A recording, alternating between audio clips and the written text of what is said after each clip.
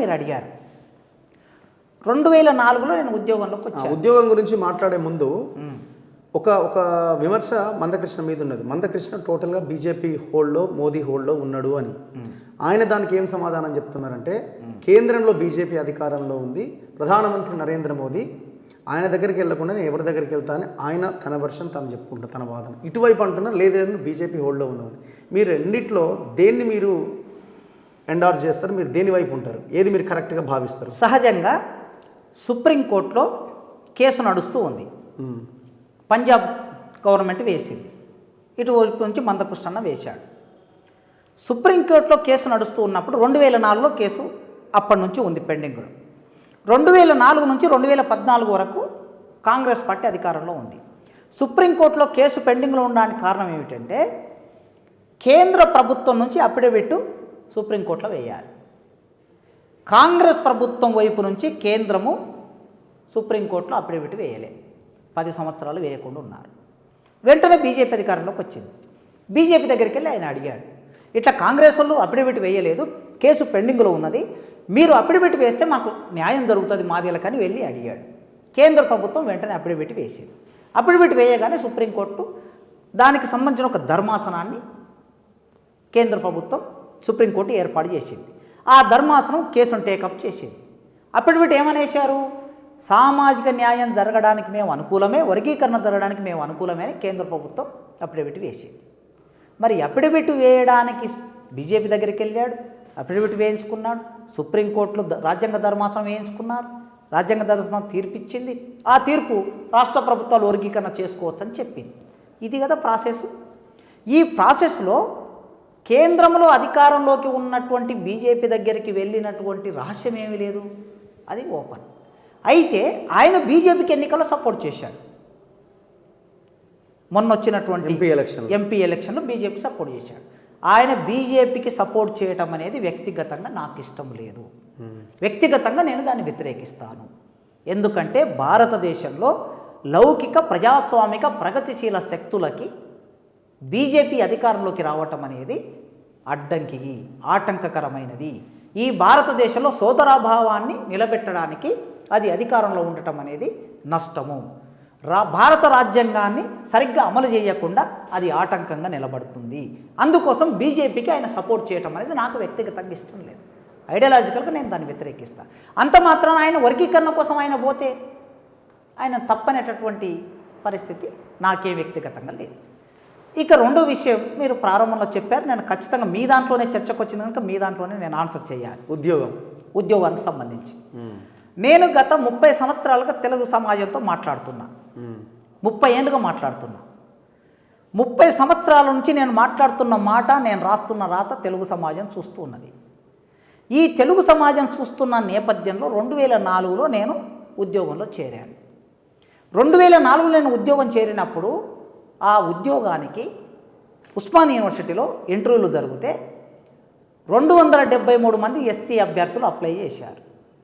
273 మంది 273 మంది అప్లై చేస్తే ఇంటర్వ్యూ 3 రోజులు జరిగింది. 3 రోజులు జరిగిన ఇంటర్వ్యూలో ఒకటే పోస్ట్ ఉంది. ఆ ఒక్క పోస్టులో చాలామంది ఇంటర్వ్యూలకు వచ్చారు, మహామహులు ఇంటర్వ్యూలకు వచ్చారు. ఆ ఇంటర్వ్యూలో నాకు జాబ్ వచ్చింది. ఏం పోస్ట్ సార్ అది? అసిస్టెంట్ ప్రొఫెసర్ పోస్ట్ నాకు వచ్చింది ఇక్కడ తెలుగు డిపార్ట్మెంట్లో.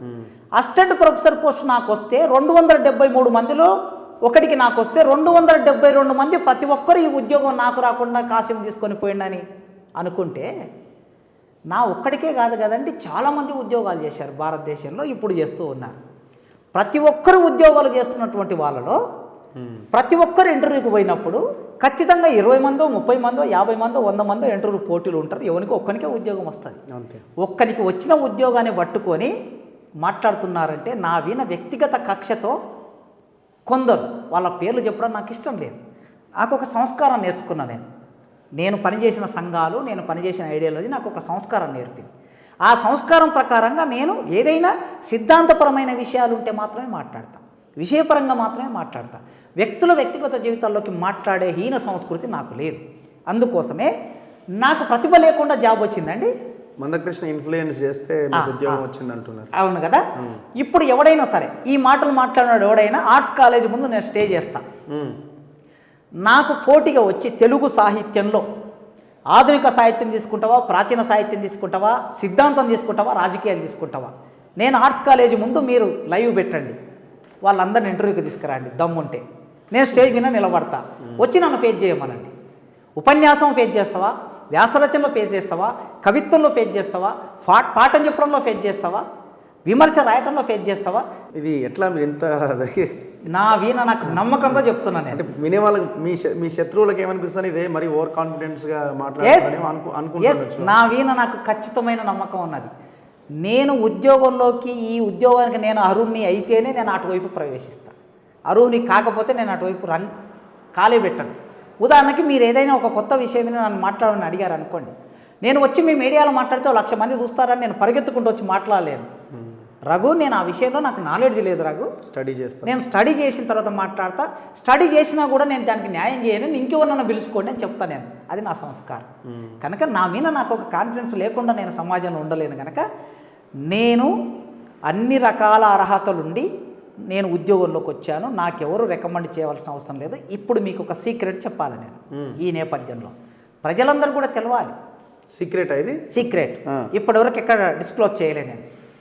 నేను ఎంపిక అయిన తర్వాత నేను అప్లై చేసినప్పుడే నా మీద నక్సలైట్ ఈయన మీద ఇప్పటికి 12 కేసులు ఉన్నాయని ఒక పోలీస్ ఆఫీసర్ పోటీలో ఉన్న నాకు పోటీలో ఉన్నటువంటి ఒక వ్యక్తి ఒక పోలీస్ ఆఫీసర్ దగ్గరికి వెళ్ళి, ఆయన డీజీ స్థాయి అధికారి, ఆ అధికారి మా వైస్ ఛాన్సలర్ గారికి నా వీనున్న కేసుల లిస్ట్ అంతా తీసి ఆయనకు కవర్లో పెట్టి పంపించాడు. ఈయనకి ఎట్లా ఉద్యోగం ఇస్తారు మీరు అని. ఇది ఒకటి. రెండోది, ఇక్కడే ఉస్మానియా యూనివర్సిటీలోనే పనిచేస్తున్నటువంటి నా భావజాలం నచ్చనటువంటి ఒక విద్యార్థి సంఘం వీసీ దగ్గరికి వెళ్ళి నక్సలైట్ని తీసుకొచ్చి డిపార్ట్మెంట్లో పెడతారా అని, ఏబీవీపీ అనే సంఘం నక్సలైట్ని తీసుకొచ్చి డిపార్ట్మెంట్లో పెడతారా అని మాట్లాడింది. ఒక పోలీస్ ఆఫీసర్, ఏబీవీపీ, తర్వాత నెక్స్ట్ మాల విద్యార్థి సంఘం మాల విద్యార్థి సంఘం వీసీ దగ్గరికి వెళ్ళి మీరు మాదిగలను తీసుకొచ్చి పెడతారా డిపార్ట్మెంట్లో అని మాట్లాడారు. నేను ఇంటర్వ్యూ చేయాలి అప్పటికి ఇంకా. ఓకే, ఇన్ని అంటే నేను అప్లై చేస్తేనే ఇంతమంది నా మీద మోహరించారంటే ఇప్పుడు నేను చెప్పిన మాట నిజమా కాదా? నా మీద ఉన్న నమ్మకం అది ఓవర్ కాన్ఫిడెన్సా, లేకపోతే నా మీద ఉన్న నమ్మకం? అంటే ఇంతమంది నన్ను ఛాలెంజ్ చేశారు, నేను రాకుండా ఉండాలి అని అడ్డుకున్నాను. ఇంటర్వ్యూ అయిపోయింది. ఇంటర్వ్యూ అయిపోయిన తర్వాత గవర్నర్ నామినీ ఉంటారు. గవర్నరు ఒక నామినీని ఇంటర్వ్యూ బోర్డులో పెడతారు. గవర్నర్ నామినీ ఈయన నక్సలైట్ కదండి, మరి నేను ఎంపిక చేస్తే ఏమిటి సమస్య అని నామినీ కూడా అబ్జెక్షన్ చేశాడు. చేస్తే సబ్జెక్ట్ ఎక్స్పర్ట్స్, ఇదంతా ఏ ఇయర్ సార్? 2013 సంగతి చెప్తున్నాను. ఓకే, సబ్జెక్ట్ ఎక్స్పర్ట్స్, సార్ ఆయన భావజాలం ఏమిటో మాకు తెలియదు, కానీ ఆయన ఇంటర్వ్యూ చేసిన ఇంటర్వ్యూ రికార్డ్ అయి ఉన్నది, మీరైనా చూడవచ్చు. అంత మంచి క్యాండిడేట్ తెలుగు డిపార్ట్మెంట్లో ఉండటం అనేది ఆ డిపార్ట్మెంట్కి అవసరం, ఆయనకు అవసరం కాదు, ఈ జాబ్ డిపార్ట్మెంట్కి అవసరమని సబ్జెక్ట్ ఎక్స్పర్ట్స్, వైస్ ఛాన్సలర్, మా డిపార్ట్మెంట్ హెడ్, ఆనాడు మా డిపార్ట్మెంట్ హెడ్, వీళ్ళు వాదించిన తర్వాత అప్పుడు గవర్నర్ నామినీ గారు సంతకం పెట్టారు. ఎవరికి రాని ఆటంకాలు నాకేందుకండి? మళ్ళీ నేను ఇక్కడ దళితుడిని, మళ్ళీ నేను ఇక్కడ ఒక భావజాలం కలిగి ఉన్నా, కొందరికి నేను ఇక్కడ రావడం ఇష్టం లేదు. నేను ఇక్కడికి వస్తే ఇవాళ ఏదో ఎంఆర్పిఎస్కు ఒక మేధో వర్గంగా గట్టిగా నిలబడింది నేను అని మీరే చెప్తున్నారు కదా, గట్టిగా నిలబడ్డా.